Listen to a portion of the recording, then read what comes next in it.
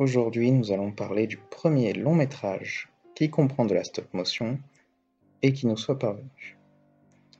La sorcellerie à travers les âges, ou Accent, est un film dano-suédois réalisé par Benjamin Christensen et sorti en 1922.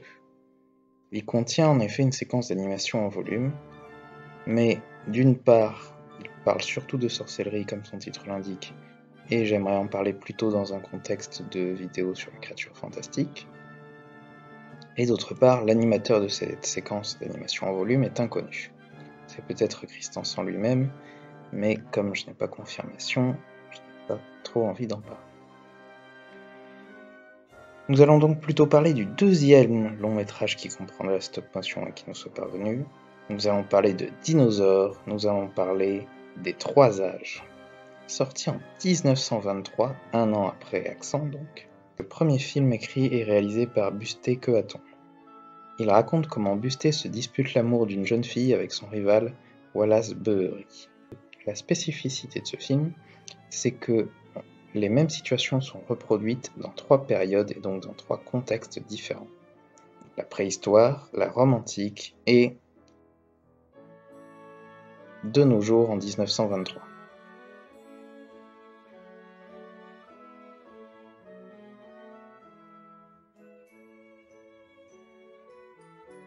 Alors c'est une très chouette comédie qui reprend tous les codes de Busté Kehaton et que vous pouvez voir sans problème.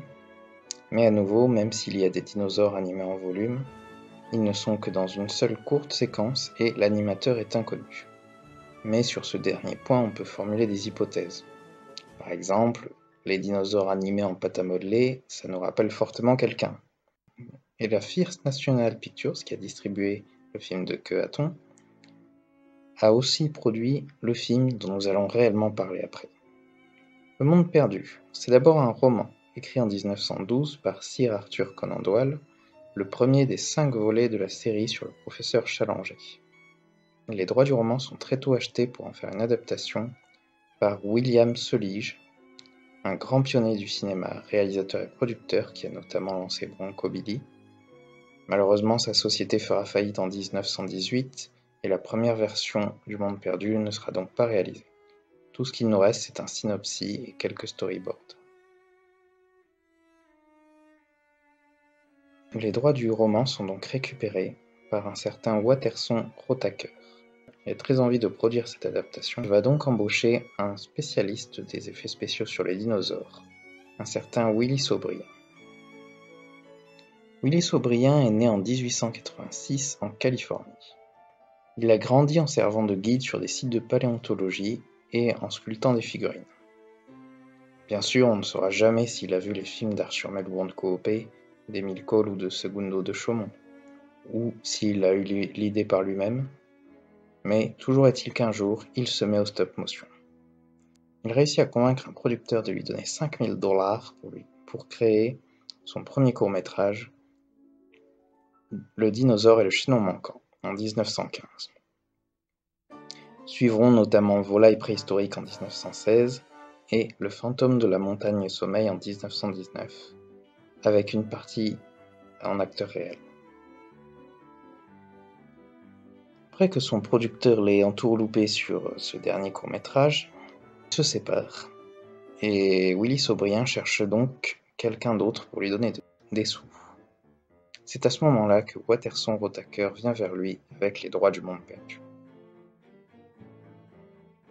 Willy Saubriand se servait jusque-là de pâte à modeler pour réaliser ses figurines de dinosaures, mais il veut des modèles plus réalistes, pour un effet plus spectaculaire.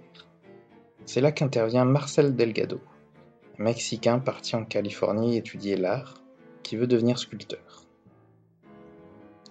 Marcel Delgado a fabriqué des armatures en métal, posé des muscles en mousse, une peau en latex et peint le tout au pistolet à peinture. Il faut savoir que c'est toujours ainsi qu'on fabrique les figurines pour stop motion aujourd'hui. Marcel Delgado et ses figurines suivront Willy Saubriand dans toutes leurs futures expériences. Pour créer ces figurines de dinosaures, il s'est inspiré des illustrations de Charles R. Knitz, le père de la paléontologie moderne. Je fais un petit aparté pour vous dire que des dinosaures au cinéma avaient déjà été aperçus en 1914 avec Force Brute. Mais regardez-moi comme c'est moche, c'est très peu animé, vu que ce sont soit des lézards avec des accessoires, soit du papier mâché. Et qui plus est, Force Brute a été réalisé par David Griffith, qui est connu pour avoir réalisé La naissance d'une nation en 1915, film qui fait l'apologie du racisme et du Ku Klux Klan, donc on n'en parlera pas. Mais un dinosaure a été aperçu plus tôt que ça dans des salles de cinéma en 1911, il s'agit de Gertie, la réalisation de Winsor McCay.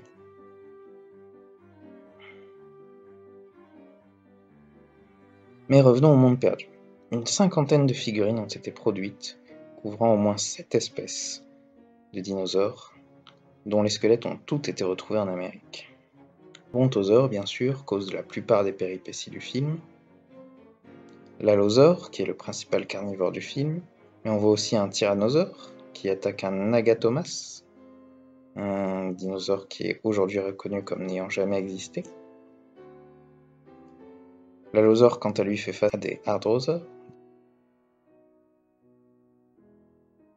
et des tricératops.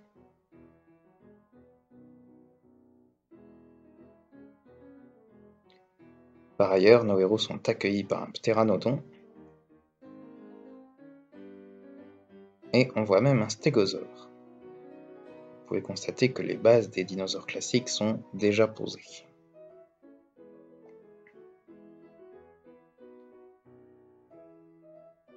À part quelques mouvements que l'on considérerait aujourd'hui comme peu réalistes, les dinosaures sont très bien animés, que ce soit en très gros plan ou en plan moins serré.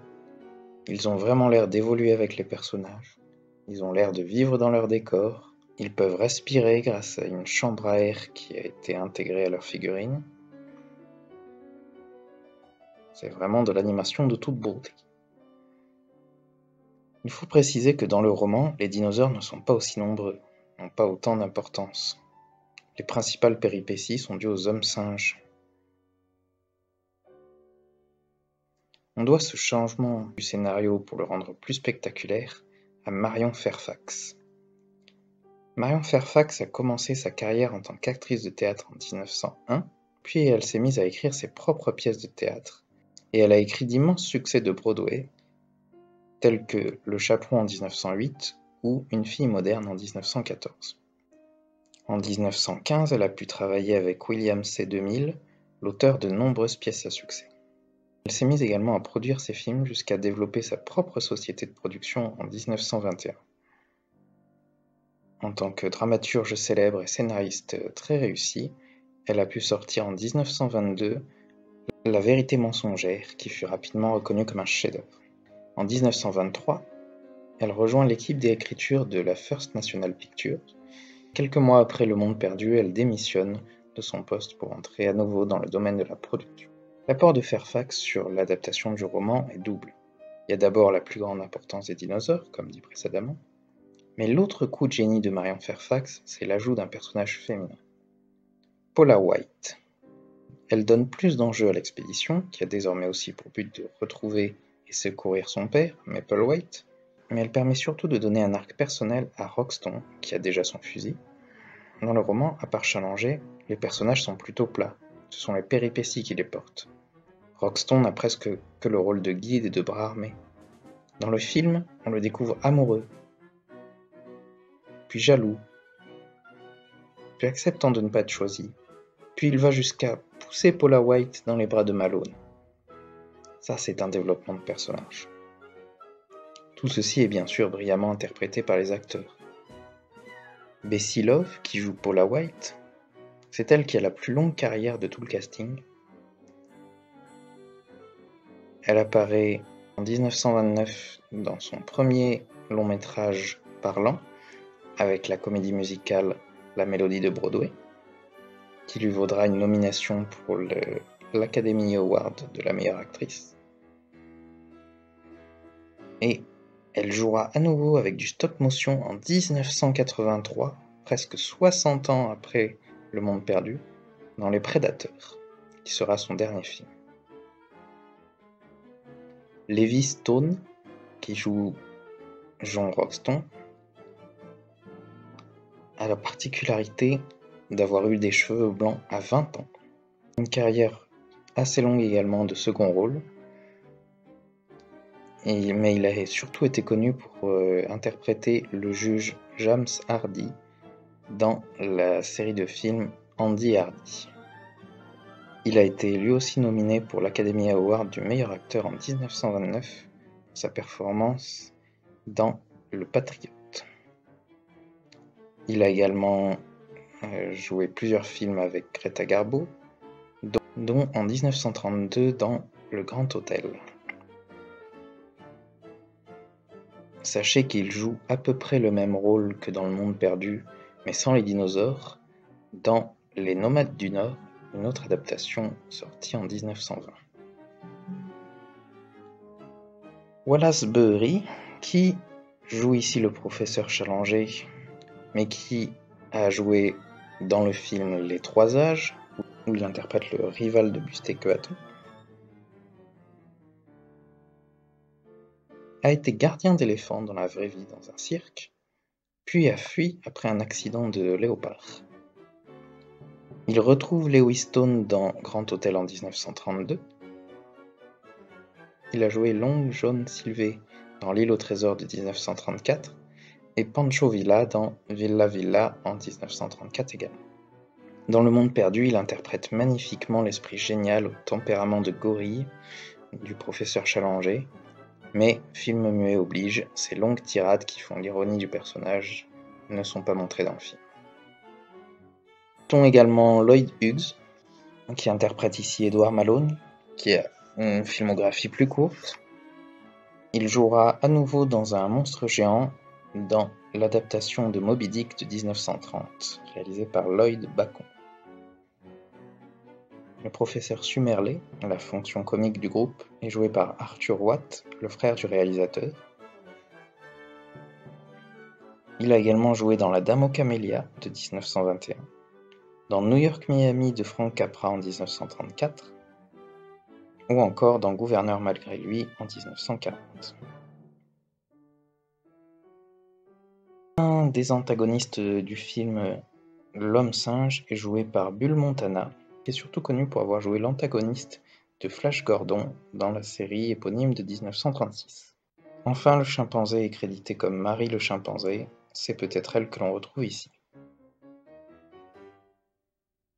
Pour diriger tous ces acteurs et faire évoluer les marionnettes de dinosaures, il a fallu trouver un réalisateur. Ce sera Harry O. Watt.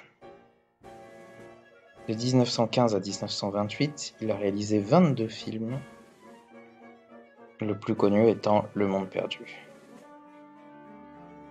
Après le passage au parlant, il réalisera son dernier film, La Mariée de la Jungle, en 1933. Il sera surtout connu comme scénariste, qui contribuera à 80 films de 1913 à 1948. La réalisation d'Harry O. Watt est plutôt sobre. On a quelques beaux plans qui arrivent à mettre en avant les dinosaures, animés par O'Brien. Quelques beaux plans d'ensemble. Une réalisation efficace.